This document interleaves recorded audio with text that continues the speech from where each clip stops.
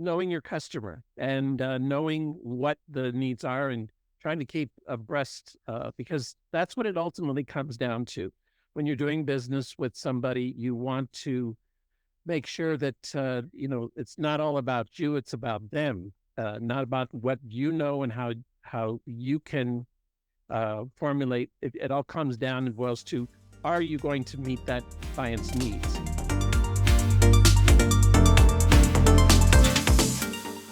Hey, folks, welcome back to the Particle Accelerator Podcast, where we talk to future thinking business leaders about how to accelerate their business and scale their team. I am here with Ron. Ron, would you introduce yourself for us? Sure. My name is Ron Havens. I'm the CEO and manager of Meetings and Events Accomplished. Awesome. Tell me more about what they do.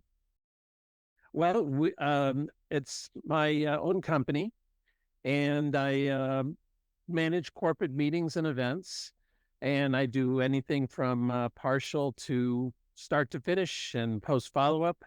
And I'm pretty much focused on servicing any clients. I've been in the industry for over 25 years and worked for various companies. So now I'm doing my own thing with my own company and really enjoying it. Awesome. Awesome. Well, to get to know you better, tell me, what was your first job? Like, for me, it was a paper route. Like, how did you make your first dollar? Well, literally starting, I was about 15. I worked at a Dairy Queen. That was my very first job. But I grew up in St. Louis, Missouri, and moved out to California in '84. And I started out in the industry working in travel agencies and did that for over 10, 12 years and really enjoyed that quite a bit. And then it evolved into working with groups and meetings. So, I did the gamut from every kind of meeting you can think of, just simple get-togethers for groups of 10, 12, 20 people up to 10,000. And I've done it not only in the local Los Angeles area, which is where I'm based out of, but also nationally and internationally. So I've had the experience. I've worked with various types of companies, financial, entertainment, medical. So it's run the gamut. That's cool. What toy or hobby did you have as a child that inspired what you do career-wise today? Oh, that's an interesting question. Uh, Toy or hobby? Well, we used to travel a whole lot when I was young. I was very fortunate. My dad would take us across country on car trips, and I just loved going to different places and seeing different things and really getting to know the country. So that it inspired me to want to bring other people to see what I saw. That's cool. So that was really neat. That's awesome. What was your favorite and least favorite course in school? My favorite, I would have to say, was English and English composition. I really liked expressing myself through writing and everything. And I suppose my least favorite would have been accounting. That was quite a challenge. I was always very good with numbers, and but it just wasn't my thing, which is kind of interesting because my brother is an accountant. Right. That's funny. What quote from a famous person lives in your mind rent free? Somebody once told me that you spend a lot of time doing the work you do, the job you do, so you better enjoy doing it because for your quality of life, your enjoyment of life, enjoy what you do, and I do definitely. It's a passion of mine, and if you can do that, it's a ingredient for successful and enjoyment career. Yeah. You'll never work a day in your life, I think the saying goes. If you enjoy what you do, you'll never work a day in your life. Exactly. That's really good. Cool. What do you think the greatest invention or discovery is from the past 300 years? Oh gosh, there's so many, but I would have to say the computer, even the basic computer. It just completely changed the world the way we look at it and the way we use it. And, from having to write letters or send smoke signals to sending a message to somebody around the world, you know, it's incredible how that has changed people and changed the lives of everybody in this world. Yeah, I would have to agree. And I appreciate your background coming from travel industry and then moving into events. One of my first ventures out of college was an online travel agency. It was really a brick and mortar travel agency called One Travel. Brand, I think, is still around today, but it's probably changed hands many times. And we were basically going online. So we figured out how to connect with the GDS system, Sabre and Amadeus and all those, and figured out how to do that before there was cloud or really any modern internet programming. Yeah, I really cracked. The travel industry was kind of my first industry of focus. I can do you one better. Okay. I was in the industry at the time when there were handwritten paper tickets. When you had tours and planning trips through a travel agency, and you sit down, and the travel agent would have a big thick book of options and tours to choose from, and packages and those sorts of things. So I'm not ashamed to say I remember those great days, and I go way back. That's cool.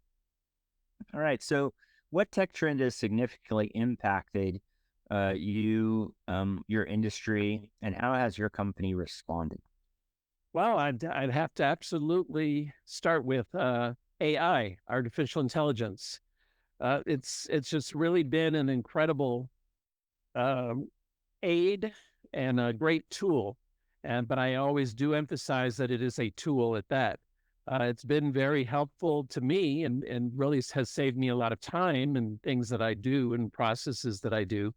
Um, for example, if I'm writing a marketing letter or a a blog post on my website, I will start out with I rely heavily on Chat GPT and to get an outline, and a few other options too. And but I tailor it to my industry and what I do and what I do in my company, and it's just been very, very helpful to me, and I continue to use it. And I also market on Facebook and LinkedIn mostly because that's where my clients are. A lot of them are. So I take advantage of those social media contacts as well. Yeah. And I rely on things like Constant Contact too for my Yeah. I think the SaaS revolution has helped us tremendously, where there's a bunch of point solutions for specific things. Facebook being a point solution for reach, Constant Contact to be kind of the simple CMS for us to reach out to folks. But I love the collection. A good entrepreneur can assemble a collection of SaaS tools or a collection of tools and put that together and run fairly efficient business until they grow big enough to where they're like, man, I really need all this to be a little more interconnected. But that's one of the things I love talking to entrepreneurs about is like, what point solutions have you kind of put together to, help you run your business? What are 3 technology innovations you're betting on to drive your business growth? drive business growth. Well, um, again, I would say AI, as I mentioned, just the same things that I mentioned: AI, social media, um, uh, constant contact, those sorts of things. Those aren't the only things, but there's just so many different varieties and options out there. I network, um, and I do what I can to get the word out. Yeah, so many people are mentioning AI in this topic. Um, you want to go into a little more detail about how you're seeing AI, how you're using it, maybe a use case that you're using it with? Well, yeah, basically, I mean, I use it for, like I mentioned, to create some of my blog posts and marketing letters, I'll start out asking GPT, for example, what uh, what's a topic? Let's see that I did recently. Oh, how to effectively ask for a raise from your boss, and then it'll give me a list of outlines of things that you could do, and then I just try to tailor the language more to be coming from me, because I really do appreciate the benefits of AI and what it can do, but I also realize it's a tool, and as they always say, don't rely too much on it as the main source. Um, I like to be original. My blog posts and my information is original thought, but it is guided or outlined. I'd use it. I use AI generally as an outline for what I want to say and present to my clients. Yeah, no, totally agree. The brainstorming aid is a great, where you just brainstorm with it. You're asking different questions, kind of looking and just getting a more full, complete idea rather than having to do, 20 or so Google searches to get the same information. You're able to like brainstorm, and that information is being conversationally synthesized. Um, the other thing that I've really seen is like transcription. Like I can even use one of my meeting transcribers. I can just open a meeting where I'm the only participant, narrate a bunch of stuff, talk about a bunch of different ideas, basically dictate like the old school secretary. You'd have her come in and say, "Hey, would you dictate? I'm going to dictate to you," and she'd shorthand everything you said, and then she'd go polish it up. Yeah. Um, and send out the official memo or send the official letter or whatever. I'm doing that constantly where I'm just narrating, getting a transcript. And then I love Claude. Claude is just like ChatGPT, but I love the attachment interface there, because then I can just attach that transcript and then I can um, dialogue with that transcript, or have a great meeting and a bunch of great ideas are in the meeting. And then I can leverage the meeting's transcript to do a bunch of work similar to what you're saying. Yes, I have used Claude as well, and it's a great tool. Yeah. Cool. Well, where are the most significant gaps between your visual ambitions and realities today? Like, what do you wish was out there that isn't out there yet? Well, that's the thing about technology in general. There's so many offerings in the technological world. It's almost a daunting task to get to sort through it all. I mean, first of all, to even know, to find out that they exist, certain things, and then when you do, there's so many varied price points and capabilities that things have, and I think you can choose a particular platform, and then you don't know, or you have to find out if your client accepts it, if they like it, if they want to use it, if it's compatible with what they do, and or something they can relate to. And then there's also so many companies that are charging an arm and a leg for decent platforms, and then you find out another company comes along and they give you more for less. Yeah. So it's hard to keep up. And, you do, but I try to do the best with what I can find out. What I usually like to do is certainly get reviews, find out how it's working for other people, and what seems to address my needs as best they can, and how, most importantly, how adaptable it is to future potential innovations, because technology is changing so fast that, something that is not something that works well now may not be adaptable for use in the future. So that's a key point that I look out for too. Yeah, totally. This topic that you're mentioning here, it's really the tool chain in we we call it the periodic table of business tools. We put a bunch of research together, and we went to Gartner, and we looked at like what are the upper right quadrant of easy to implement and feature rich. Like what are those things that are easiest to implement and most feature rich in all these major categories?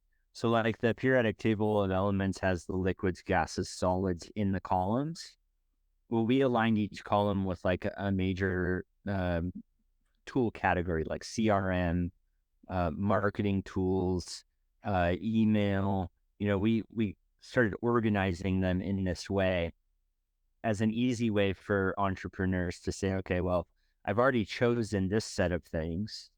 I don't really have anything in this category.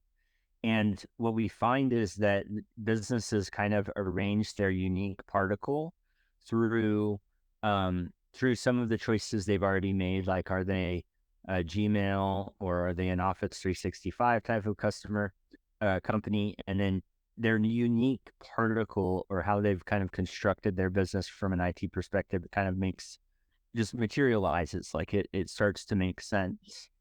And that's kind of what you're talking about, is this idea of like, hey, there's so many tools that they're really not high, they're more high need than they are high value. Like they're not really going to make me different in the marketplace. That's kind of up for me to do in my own custom way. But there's certainly I need these platforms to be able to scale. Absolutely. Yeah. It's a task, but in figuring out, but that's why it really pays to shop around. That's cool. What's the biggest challenge to maintain a competitive edge in your industry? Well, I think knowing your customer and knowing what the needs are and trying to keep abreast, because that's what it ultimately comes down to. When you're doing business with somebody, you want to make sure that it's not all about you; it's about them, not about what you know and how you can formulate. It all comes down and boils to: are you going to meet that client's needs? And I do that mostly right now with technology, because people want it faster, better, quicker. Um, so I try to keep up with technology as much as I can in my overall business strategy. And I think my focus will always be on the client relationship. Technology is great in helping me discover things about clients and what they can need. But when it comes down to it, my attention, the most time I take is knowing what I'm doing for my clients and how I can do that best, and what tools I have, including technology, as well as keeping myself informed, always learning about new things, new ways of presenting my product or my services to my clients. So that's how I approach it. That's great. Well, how do you approach risk, kind of risk management or risk when you're implementing a new technology? Well, I do the best I can to assess what I see is happening with other customers of these technology companies.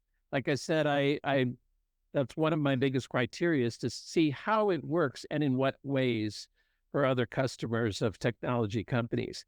It's easy to be drawn in, and obviously there's always going to be risk in what you invest in, but um, if I can see that what I'm doing and what I'm servicing my clients with is not working, then I look at maybe what my competitors use, how well they use it. I check with what I know. And I really do enjoy learning more, as much as I can, and more about technology. But it's really, it's always going to be a risk management game, so to speak.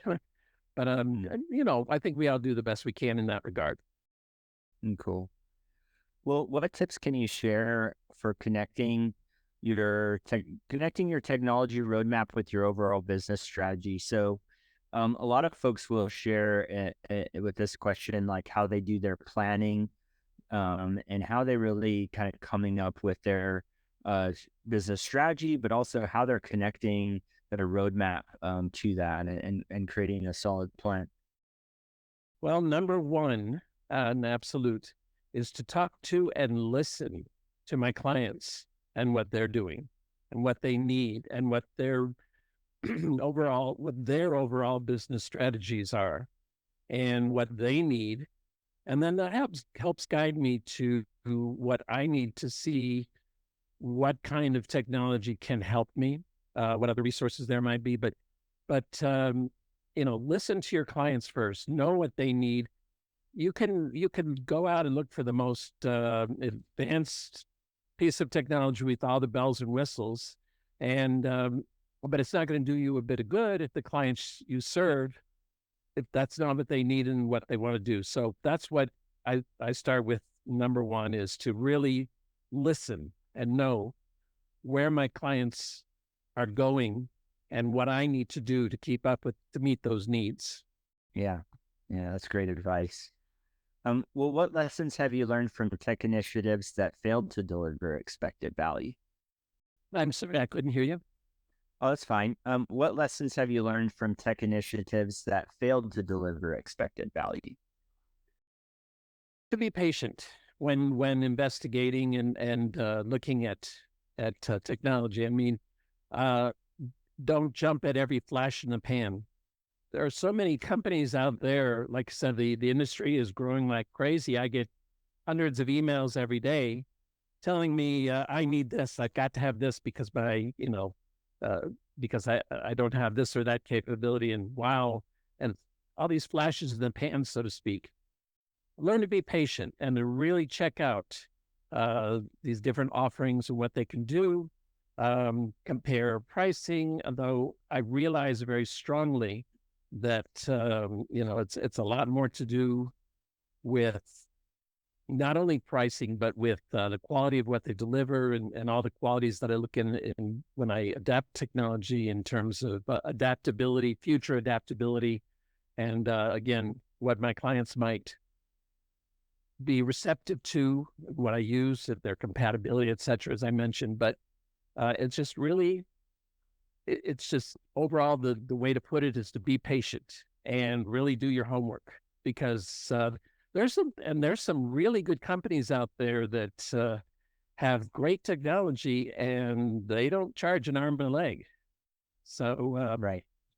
make use of what's out there and look, do your homework. Do your homework. Yeah, I think of like you could go for a full like Salesforce implementation, and that'd be great. A lot of folks need that, but you could also be, just as happy with like Pipe Drive or something that's just a little bit on the little simpler to use, a little more lightweight, and I like that the patience before decision making, and even the patience when adopting a new technology. Giving it time to come along and be able to help your team.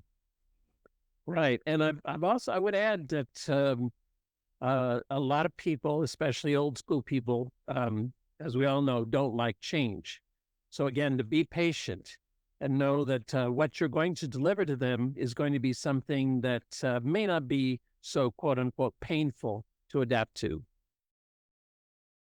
Yeah, nice. Well, how do you cultivate a culture of innovation and adoption within your organization? Um, how many employees do you have, and how do you cultivate a culture that is adopting to change or that changes quickly? Well, I'm a solopreneur. I'm my own person here in my own company, and it's important to me. And I really enjoy and love discovering new innovations and technology. I really do enjoy it.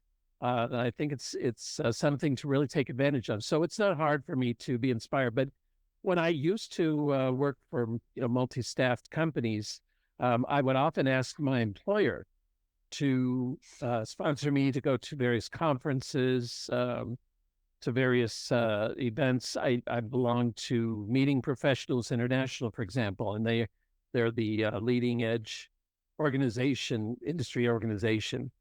And I attend various seminars, both online and in person.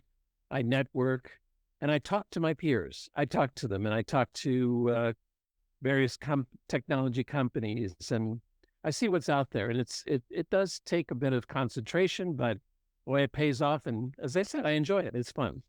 Yeah. It's been coming up a lot. I have had multiple guests mention, don't do it alone. And these groups of similarly people in the same space, in the same industry. I'm part of a mastermind group that just focuses on digital service professionals, or, companies that are doing consulting and digital transformation. And so I can call somebody who has maybe double the number of employees that I do, or is handling twice as much business, and say, hey, when you were where I was, what kinds of decisions did you make? And get a lot of lessons learned and shared experience that way. And that's just been a common theme that I've been hearing from a lot of successful folks, to leverage the people around you who know more than you. If you're the smartest guy in the room all the time, that's a red flag. Absolutely. Absolutely. Couldn't agree more.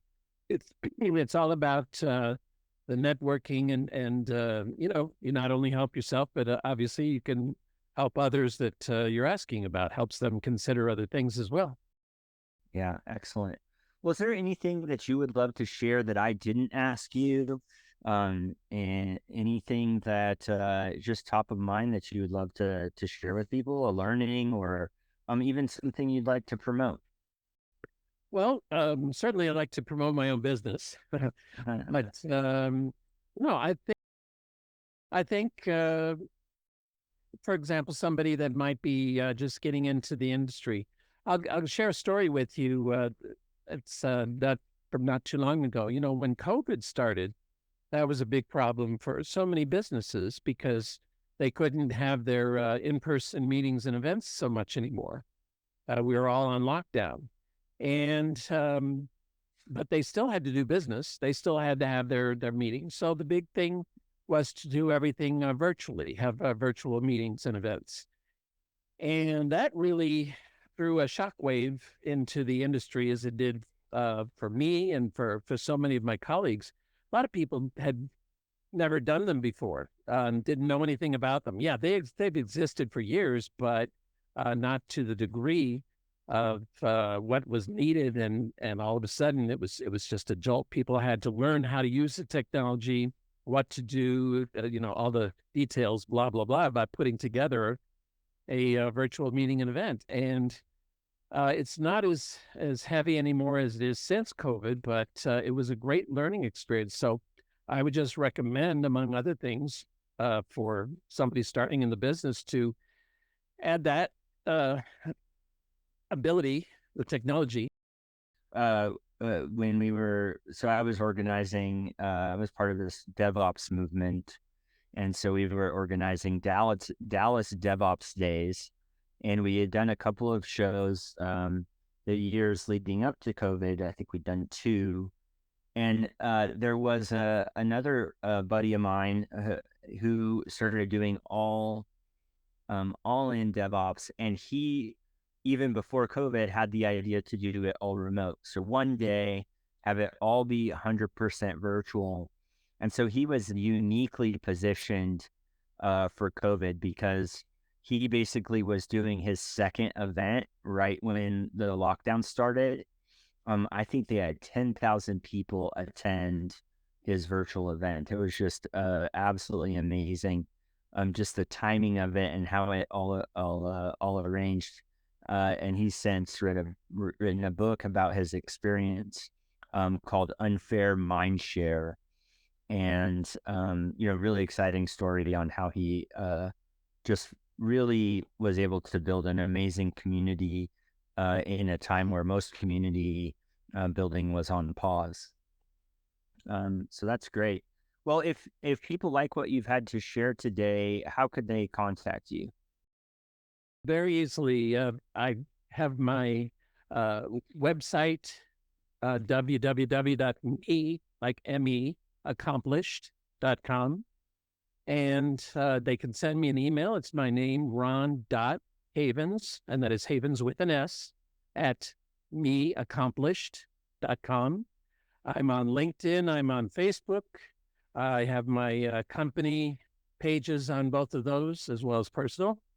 And I encourage anybody, they can send me their meeting requests through my website. I encourage people to visit my blog page, also on my website. I post very regularly and put a lot of tips and tidbits on there. And I also have a contact page where you can put any kind of message you want to and send me your requests. I'm out there. It's hard to miss me.